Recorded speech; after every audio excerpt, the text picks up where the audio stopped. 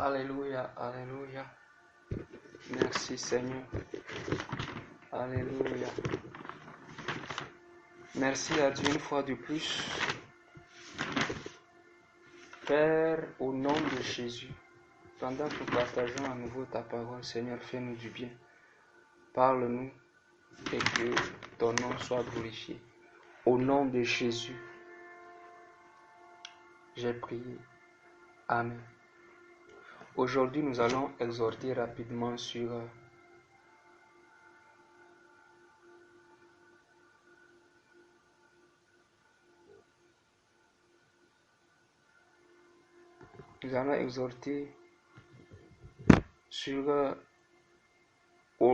honorer son père et sa mère. Honore ton père et ta mère. C'est la parole de Dieu qui nous le dit. Et nous voyons cela dans le livre de Éphésiens chapitre 6. La Bible dit: Enfants, obéissez à vos parents selon le Seigneur. Car, lisons cela. C'est mieux que je lise. Éphésiens chapitre 6. Enfants, obéissez à vos parents selon le Seigneur, car cela est juste. Honore ton père et ta mère, c'est le premier commandement avec une promesse, afin que tu sois heureux et que tu vives longtemps sur la terre. Afin que tu sois heureux et que tu vives longtemps sur la terre. Le passage nous montre premièrement que c'est un commandement. Rappelez-vous, dans les 10 commandements, il est dit: honore quoi? Ton père et ta mère. Et dans l'Ancien Testament, ça revient. Au cas où quelqu'un va penser que c'est, oh non, c'est l'Ancien Testament. Dans le Nouveau, c'est un commandement. Honore ton père et ta mère. C'est le premier commandement avec une promesse. Donc ce n'est pas un conseil, ce n'est pas une demande, mais un commandement que Dieu nous donne. C'est une loi. Et la Bible ne dit rien en ce qui concerne le type de parents. Il n'a pas dit les bons parents, les mauvais parents, ou les parents responsables, les parents qui ne prennent pas soin de leurs enfants ou pas. Non, il dit les parents tout court. Honore ton père et ta mère. Celui qui t'a mis au monde, celui qui s'est occupé de toi. Honore ton père et ta mère. Pourquoi? Parce que c'est un commandement avec une promesse, afin que tu sois heureux et que tu vives longtemps. Est-ce que tu veux être heureux dans la vie? Honore ton père et ta mère. Est-ce que tu veux vivre longtemps? Honore ton père et ta mère. Honorer veut dire quoi? Honorer veut dire estimer. Estimer, traiter avec respect. Traiter avec respect. Donner de la valeur. Élever. C'est ce que ça veut dire honorer. Et ici, j'aimerais aborder 3 types de parents qu'il faut honorer. Je veux d'abord parler des parents biologiques. Le père, la mère qui t'a mis au monde. Je veux parler des beaux-parents. Ta belle-mère, ton beau-père. Je veux parler des parents spirituels. Donc, celui qui est ton père spirituel, celui qui est ta mère spirituelle, parle de ton pasteur et son épouse. C'est 3 types de parents qu'il faut honorer. Honore ton père et ta mère, tes parents biologiques.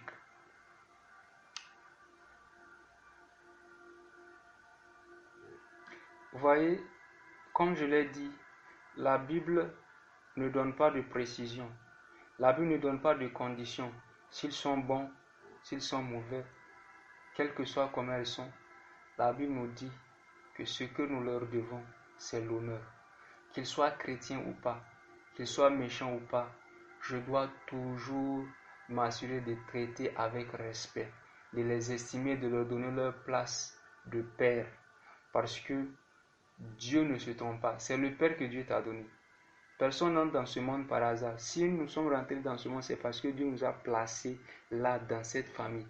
Il nous a donné ce père-là, ces parents-là. Et honorer les parents, c'est obéir à un commandement que Dieu a donné. Si nous voulons être chrétiens, enfants de Dieu, nous devons honorer nos parents.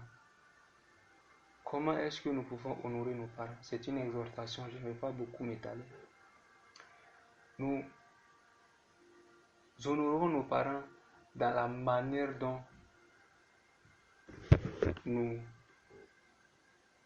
les traitons.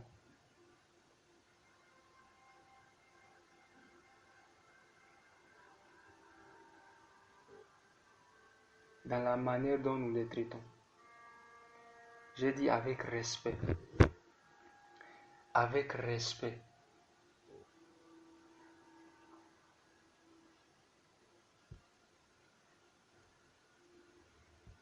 Nous allons lire un passage.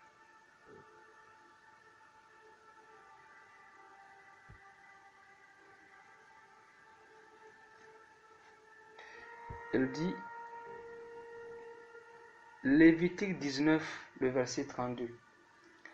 Tu te lèveras devant les cheveux blancs et tu honoreras la personne du vieillard. Tu te lèveras devant les cheveux blancs et tu honoreras la personne du vieillard. Traiter avec respect. Les parents que Dieu nous a donnés, nous devons les traiter avec respect. Nous ne devons pas les parler comme si c'était nos égaux. Tu dois parler avec respect quand tu t'adresses à tes parents. Tu dois leur donner de la valeur. Tu dois les montrer que tu es reconnaissant pour tout ce qu'ils ont fait pour toi. Et même si ton père ou ta mère est une personne difficile, n'est pas chrétienne et qu'elle ait fait certaines choses,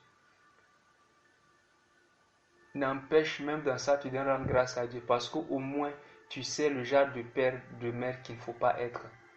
Mais cela n'empêche, même dans ces situations, de les traiter avec respect, de leur donner la place qu'ils méritent. Vous voyez, il peut arriver des cas où les parents s'opposent à nous. Par exemple, lorsque tu veux servir le Seigneur, tes parents disent non. Si tu choisis de servir Dieu, si tu choisis d'être chrétien, je te renie. Tu n'es plus mon enfant. Tu n'es plus chrétien. Nous savons que lorsqu'il faut mettre les parents et le Seigneur dans la balance, le choix est tout fait. Nous choisissons le Seigneur sans hésiter. Mais même dans le choix du Seigneur, nous ne sommes en aucune manière en train de tourner le dos à la famille. Nous ne sommes en aucune manière en train d'insulter ou de rejeter. Parce que, quel que soit l'âge que nous avons ou que nous soyons, il y aura un moment où, par exemple, dans le cas, il faut choisir entre le Seigneur et les parents, où ce que tu leur dois, ce n'est pas l'obéissance. Tu ne leur dois plus l'obéissance. Tu ne dois pas les obéir au point de désobéir au Seigneur. Quand ils te disent qu'il faut désobéir au Seigneur, en ce moment, tu ne leur dois plus l'obéissance. Mais ce que tu leur dois, c'est l'honneur et le respect. De sorte que même quand tu es en désaccord avec eux, même quand il faut choisir le Seigneur, tu les traites avec respect et avec honneur. Il y a une manière de dire non. Il y a une manière de dire non. Même quand on dit non, il y a une manière de dire non. Nous devons traiter avec respect. Nous devons parler avec respect. Lisons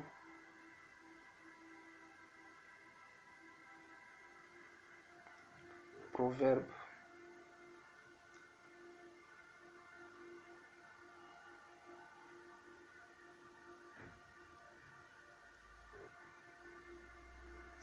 Proverbe.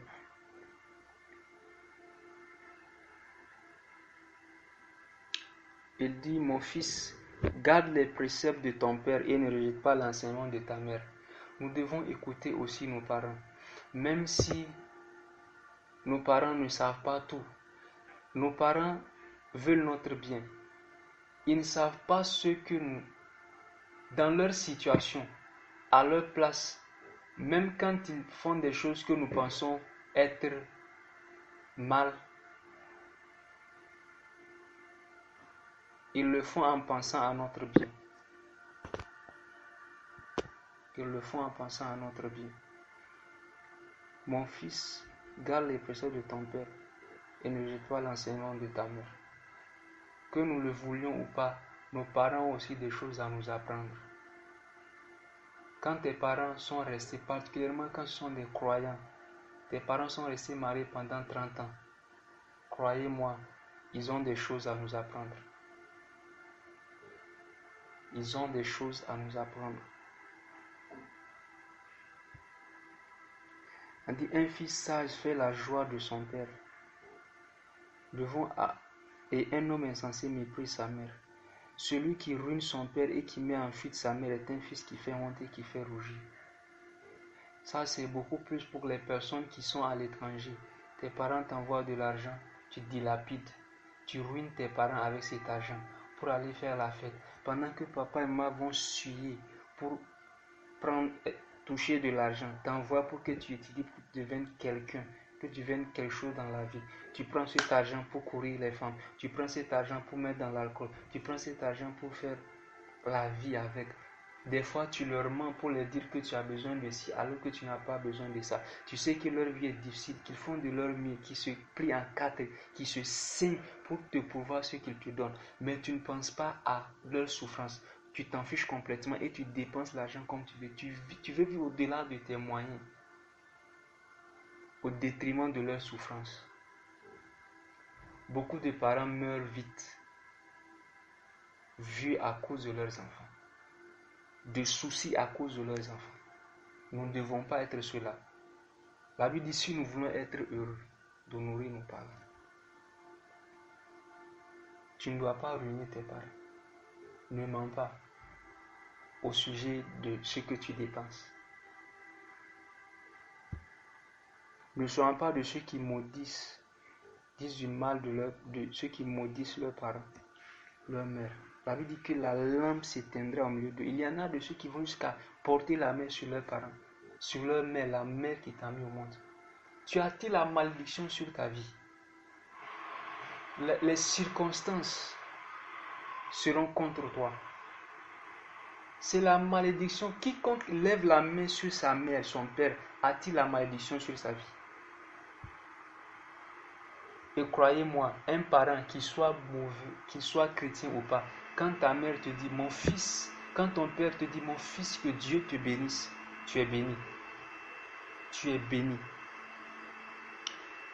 Proverbe 23, verset 25. Que ton père et ta mère se réjouissent, que celle qui t'a enfanté soit dans l'allégresse, que tes parents soient heureux de t'avoir. Sois un bon fils, sois une bonne fille. Fais ce qui va réjouir le cœur de tes enfants, de tes parents du moins. Fais-leur du bien, traite-les avec respect. Ne les traite pas comme si, ne sors pas comme tu veux, sans prévenir. Fais leur joie. Aider dans les tâches ménagères, alléger les tâches ménagères. Jusqu'en classe de terminale, je devais faire je balayais avant de quitter. Avant de quitter et d'aller à l'école. Je lavais les habits de mon père. Je repassais les habits de mon père. Pas toujours, mais quelquefois je le faisais. C'est vrai, je dois confesser que je n'aimais pas beaucoup ça. Mais avec le recul aujourd'hui, je vois que c'est une chose que j'aurais dû faire. Plus souvent. Nous devons le faire. Tu dois le faire. Aide dans les tâches ménagères. Tu ne peux pas être là et ta mère sera celle qui sera en train de cuisiner pendant que tu es en train de manipuler ton téléphone. Non. Sois celui qui va ou celle qui va le faire. Lavez les habits. Lavez les habits de vos parents. Repassez pour eux. Faites-leur des cadeaux. Des cadeaux. Avant d'aller là-bas, la Bible dit, Proverbe 28, verset 24, celui qui vole son père et sa mère et qui dit ce n'est pas un péché le compagnon du destructeur. Ceux qui aiment prendre l'argent de leur père, de leur mère et qui disent c'est pour mes parents, c'est pas du vol. La Bible dit que celui qui vole son père et sa mère commet un péché et qu'il est le compagnon du destructeur. Ça dit que lui et Satan là, ils sont amis. Ton père dépose l'argent, tu pars prendre. Ta mère dépose l'argent, tu pars voler. Nous ne volons pas nos parents. Faites-leur des cadeaux. Prenez votre argent. Même dans ce qu'ils vous donnent, économisez, payez quelque chose. Vos parents, même s'ils sont riches, l'argent que vous leur donnez n'a pas le même goût que leur argent. Achète-lui une ceinture, achète-lui une cravate, achète-lui un t-shirt, achète-lui à ta mère un pain, une chaussure, envoie-lui du crédit de téléphone. Vous voyez, chaque fois quand c'est vous autres, vous dites non, j'ai pas l'argent. Mais quand c'est l'anniversaire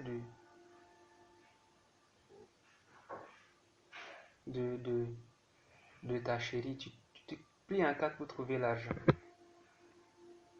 Mais quand c'est les parents, on n'a pas l'argent. De temps en temps, même une fois en passant, achète un pain à main et vois l'expression sur son visage. Nous devons honorer nos parents.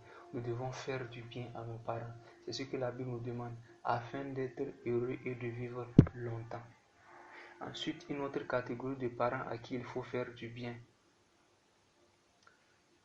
c'est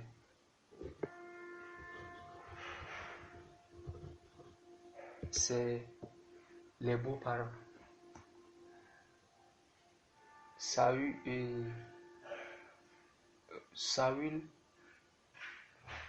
a épousé des femmes.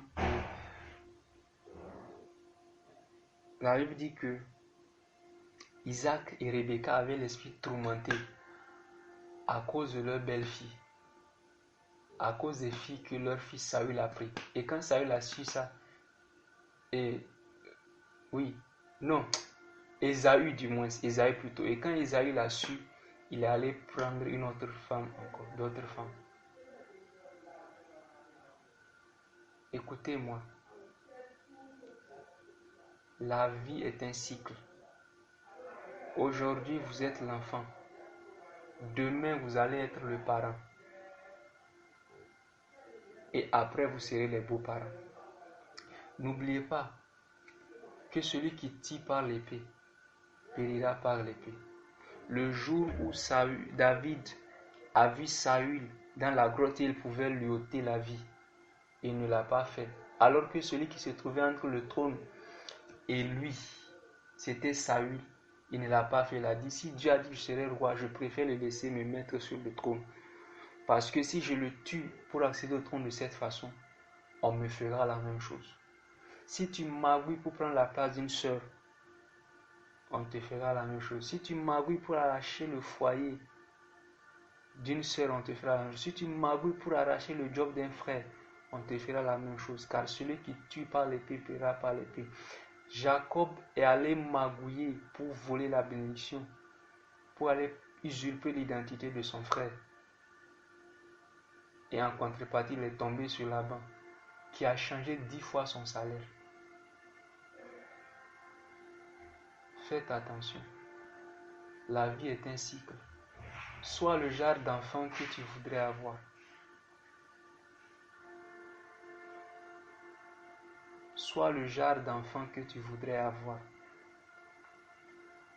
On dit les belles familles, les belles filles tourmentaient Rebecca et Isaac.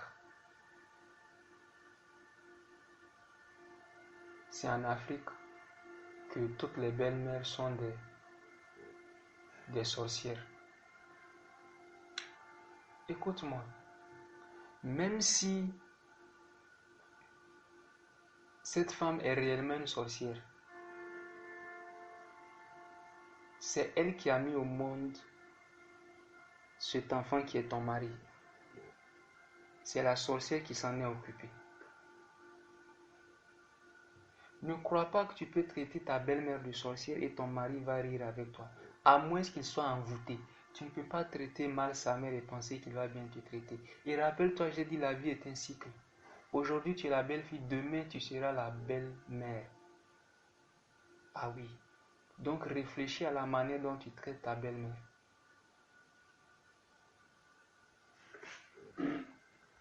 Nous devons bien traiter les beaux-parents et nous devons savoir aussi Toi, mon frère qui m'écoute, ne crois pas que tu vas aller juste prendre la fille des gens et puis partir comme ça. Non. Le mariage n'est pas seulement un mariage entre deux individus, mais entre deux familles.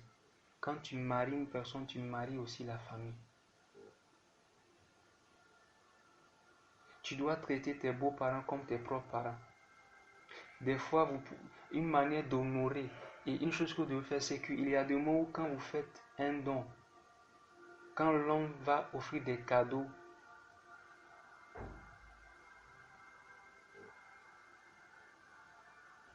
à la belle famille,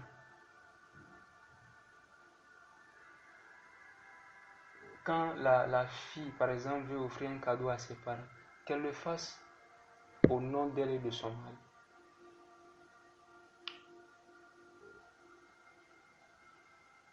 Et vice-versa. Traitez les beaux-parents comme vous traiterez vos propres parents. Devez bien les traiter. Devez les honorer. Parce que si vous avez épousé cette femme, cet homme, c'est grâce à eux. Soyez comme Ruth. Ruth était une belle fille. Mais Naomi va dire, Ruth, toi, tu vaux pour moi plus que 10 fils. Toi, Ruth, tu vaux pour moi plus que 10 fils. À cause de la manière dont elle a traité Naomi. À cause de la façon, l'honneur qu'elle donnait à Naomi. Nous devons bien traiter nos beaux-parents. Nous devons les honorer. De la même manière que nous honorons nos parents. Ensuite, nous devons honorer aussi nos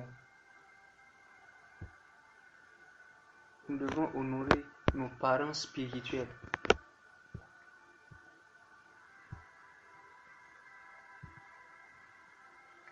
Nos parents spirituels.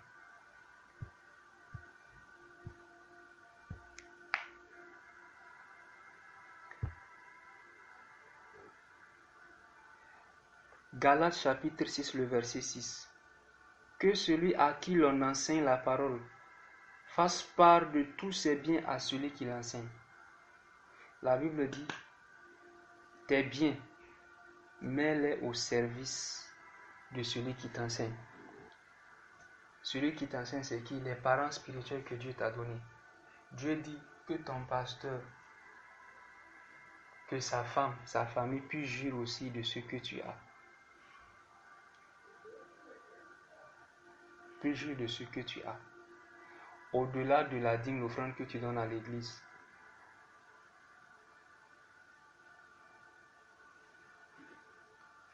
Apprends aussi à faire des gestes pour eux dans leur direction. Achète un pain pour eux. Offre un t-shirt à ton pasteur. Envoie-lui du crédit. Il n'a même pas besoin d'être au courant que c'est toi qui envoies du crédit. Envoie-lui du crédit de téléphone. Achète, offre-lui quelque chose. Tu n'as pas besoin de...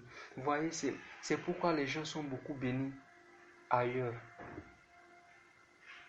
Dans le milieu anglophone, par exemple, vous allez voir que là-bas, ils connaissent cela. Vous allez voir qu'un homme peut offrir toute une voiture à son pasteur. Il va offrir tout un véhicule, toute une maison à son pasteur pour dire merci. Et quand il le fait à Dieu.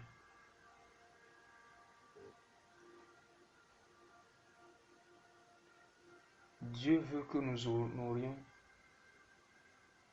nos pasteurs avec l'argent que tu as. Apprends aussi à faire des offrandes, à donner de l'argent. À donner de l'argent. Nous devons honorer nos parents. Et nos parents biologiques. Et nos beaux-parents. Et les pasteurs que Dieu a mis sur nous, leurs épouses. Nous devons les honorer. Parce que la Bible dit, c'est la condition si nous voulons être heureux. Ensuite, si nous voulons vivre longtemps. Tu veux vivre longtemps, la longévité, c'est cela. Parce que si le cœur de ton père, le cœur de ta mère est en prennent contre toi, avec raison, tu ne seras pas heureux. Le ciel sera contre toi. Le ciel sera contre toi. Rien n'est plus puissant que la prière d'une mère. Rien n'est plus puissant que la prière d'un père.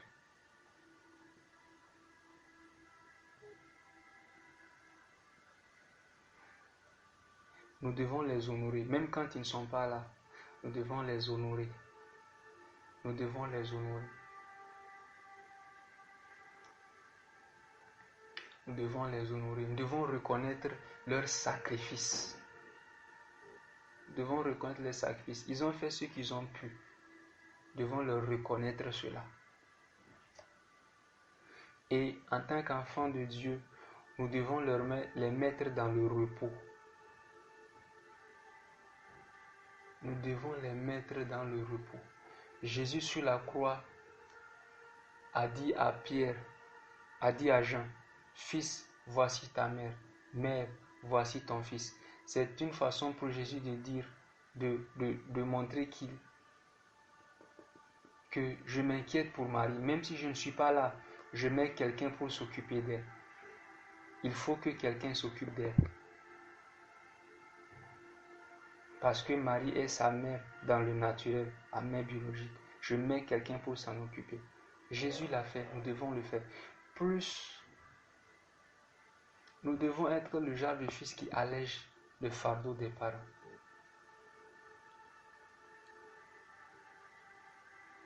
Les faire entrer dans le repos.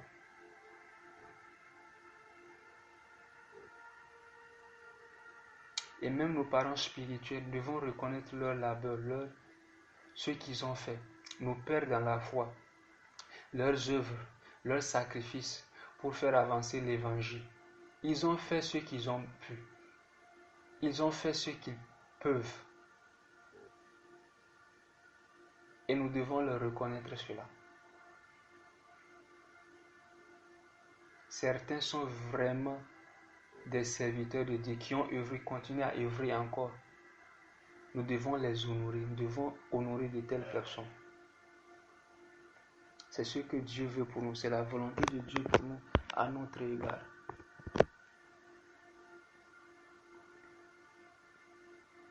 Honore ton père et ta mère. C'est le premier commandement avec une promesse afin que tu sois heureux et que tu vis longtemps. C'est un commandement. Et je prie qu'à partir d'aujourd'hui, que nous nous en rappelions, que tout ce que nous faisons, dans ce que nos parents nous donnent, dans la façon dont nous gérons cela, dans ce que nous disons d'eux, dans ce que nous faisons pour eux, dans la manière dont nous les traitons, nous devons les honorer. Le fils, c'est celui qui allège ses parents. La manière d'être un véritable fils, c'est de faire en sorte que ton père se dépense moins. Quand tu es là, ton père doit se dépenser moins. Quand tu es là, ta mère doit se dépenser moins. Elle n'est pas censée faire beaucoup plus d'efforts quand tu es là. Non. Elle devrait être celle qui s'assoit et tu fais tout le travail. Il devrait être celui qui s'assoit et tu fais tout le travail. C'est pourquoi je prie que Dieu nous bénisse avec la santé et financièrement pour que nous puissions être des enfants qui honorent leurs parents.